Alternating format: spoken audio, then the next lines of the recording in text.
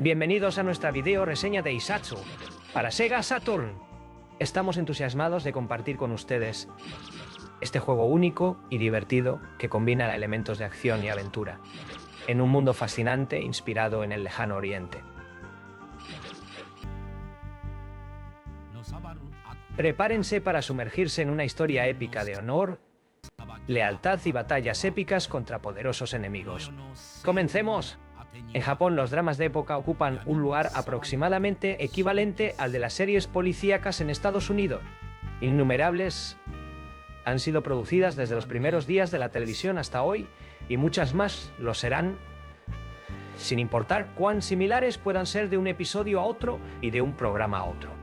Un escenario común implica a un grupo de samuráis o ninjas benevolentes, a veces deambulando de pueblo en pueblo, a veces no, que se disfrazan como personas comunes para investigar a los malhechores, revelando dramáticamente su identidad. Antes de la confrontación final, que el punto de inicio y final de cada episodio sea casi siempre el mismo, no significa que no haya mucho espacio en el medio para diferentes historias. Y que tantas series se parezcan entre sí no significa que no haya espacio para enfoques y niveles de calidad diferentes. Entre los dramas de época más populares e influyentes se encuentra la metaserie Isatsu, traducida como Muerte Segura en el único lanzamiento oficial de la película en América del Norte.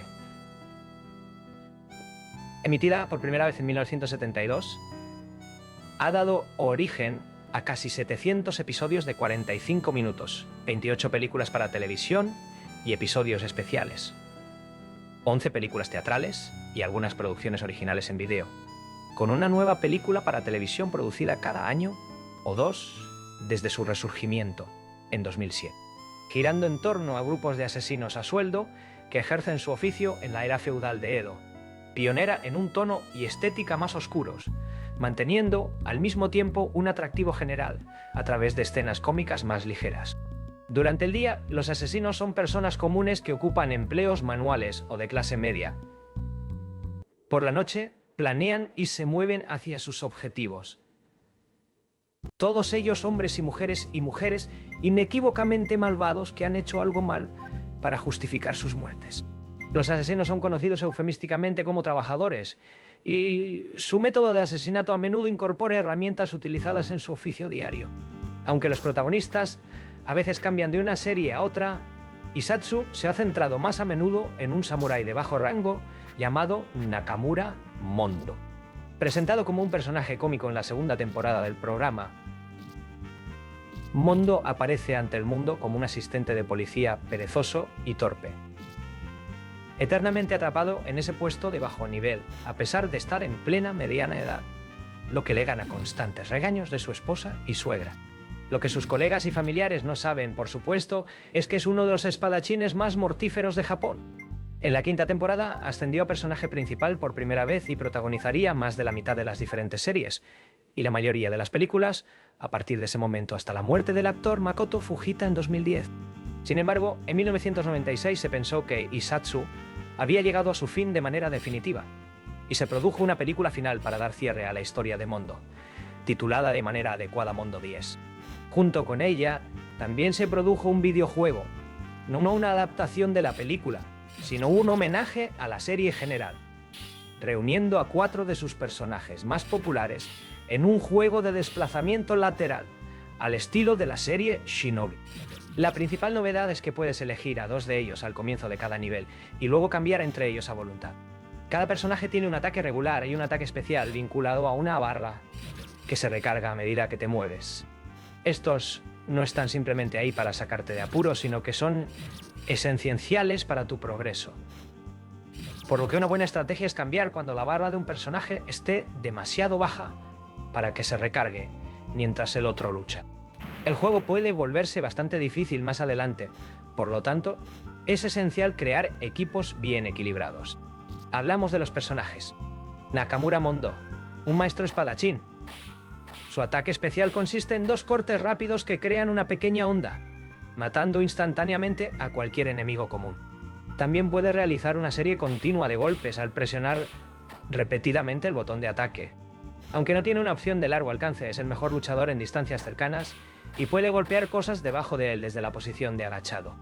Tetsu, monje ciego, pelea con su puño izquierdo, dando una cualidad casi de juego de pelea al juego. Su ataque especial es una onda espiritual que recuerda al famoso Hadouken de Ken y Ryu.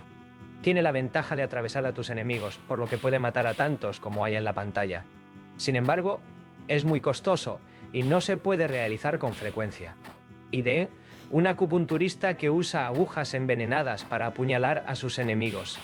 Su ataque regular es el más débil del juego, ya que tiene un alcance corto y requiere 3 ataques en lugar de 2 como Mondo y Tetsu. Pero su capacidad para lanzar las agujas para matar instantáneamente enemigos comunes es invaluable, especialmente porque requiere tan poco de su arma. También salta un poco más alto y más lejos que los demás. Yuji utiliza la cuerda de un shamisen sumergida en cera de vela para azotar a sus enemigos de manera similar a los Belmont de Castlevania. Aunque inflige poco daño, su ataque regular sigue siendo poderoso debido a su largo alcance. Su capacidad para golpear a múltiples enemigos a la vez y el hecho de que no se puede bloquear. Es bastante lento, sin embargo, y los enemigos más rápidos aún pueden vencerlo, mientras que su ángulo de ataque alto y recto lo hace incómodo en ciertas situaciones. Tiene el peor ataque especial de todos. Es simplemente una versión más fuerte de su ataque regular, pero golpea más alto, por lo que varios tipos de enemigos simplemente se agacharán debajo de él. Todos los personajes también pueden bloquear manteniendo presionado el botón después de un ataque regular. Incluso el fuego se puede bloquear. El juego está dividido en 5 niveles, cada uno correspondiente a un encargo de asesinato diferente. La historia se cuenta en escenas cortadas compuestas por dibujos estáticos en un extraño estilo medio realista, junto con fragmentos de texto. Dado que estos segmentos están en japonés, es difícil decir de qué podrían tratar, pero son breves y se pueden omitir. Alerta de spoilers: si puedes leer japonés, un personaje principal suspendiendo al antagonista, una escena raramente observada en un juego de video. Generalmente, los enfrentamientos contra jefes resultan ser bastante sencillos, centrándose en patrones básicos de defensa y contragolpe. No obstante, los adversarios corrientes pueden llegar a ser altamente perjudiciales conforme avanza el juego. Existen ninjas de color púrpura que, si te aproximas exageradamente, se dividen en 3 y te sitian, así como también ninjas de color verde que arrojan proyectiles y suelen encorvarse o protegerse de tus golpes. Todos ellos a veces dejan una trampa en el suelo luego de morir, lo cual resulta fácil de pisar si no prestas atención.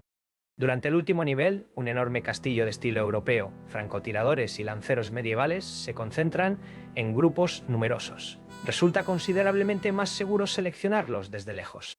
Odiosos occidentales, traicioneros y reptiles. Además, existen partes de plataformas.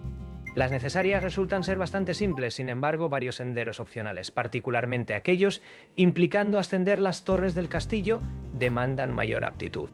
Lo anterior resalta uno de los defectos del juego. Aunque suele responder favorablemente en la mayor parte de las situaciones, existe una rareza con los mandos en los que las acciones ingresadas no se reconocerán bajo determinadas condiciones, incluso cuando debieran.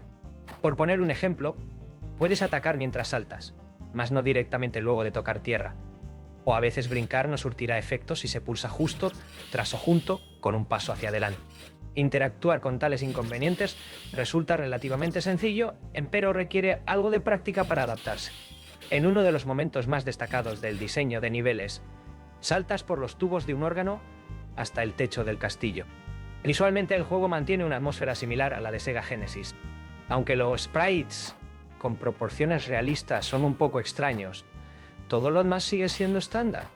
La serie Isatsu también es conocida por su banda sonora, influenciada por los spaghetti western, y gran parte de la música del juego consiste en variaciones de su canción temática, llena de trompetas melancólicas y guitarras clásicas galopantes. Desde el punto de vista de los videojuegos, es comparable a Wild Arms, aunque no alcanza el mismo nivel de excelencia en cuanto a composición o calidad de muestreo. Sin embargo, el tema es muy agradable. Hadouken Isatsu fue solo la segunda adaptación de la serie a un videojuego. La primera fue un RPG de Famicom de 1990. Dado que la serie era casi desconocida en Occidente, ambos juegos permanecieron exclusivamente en Japón. Comenzando con un lanzamiento de Dreamcast en 2001, se produjeron varios simuladores de pachinko, pero nada en géneros más interactivos o interesantes. el juego de Saturn sigue siendo una buena opción para explorar para los fanáticos de la serie Shinobi, o los side-scrollers de la era de Genesis. Gracias por haberse unido a nosotros en esta video reseña de Isatsu para Sega Saturn. Esperamos que hayan disfrutado aprendiendo sobre este juego y sus características únicas. Si les gustaría experimentarlo por sí mismos, pueden encontrarlo fácilmente en línea o en tiendas especializadas en juegos retro. Que tengan una gran experiencia de juego y hasta la próxima.